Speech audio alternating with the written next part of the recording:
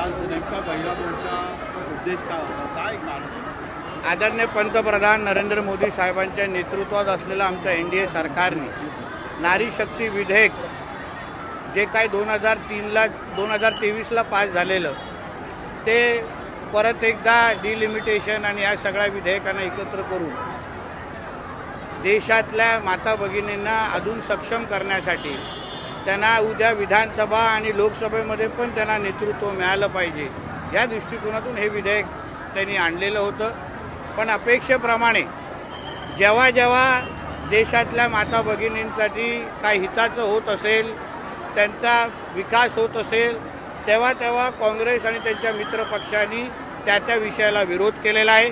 Triple तलाकचा जेव्हा विधेयक आणलं आदरणीय मोदी साहेबांनी तेव्हा पण हे लोकांनी विरोध केला।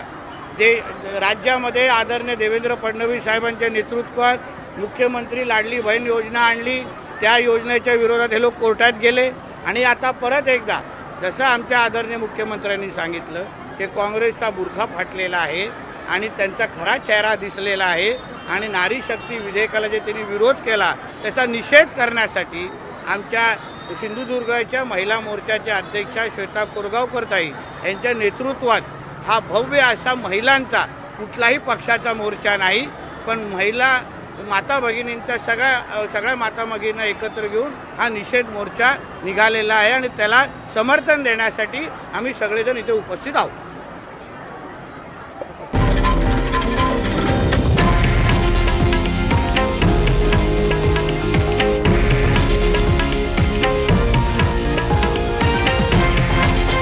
हे आहे देशातील नंबर 1 न्यूज नेटवर्क आणि आपण पाहत आहात TV9 मराठी, एकमेव।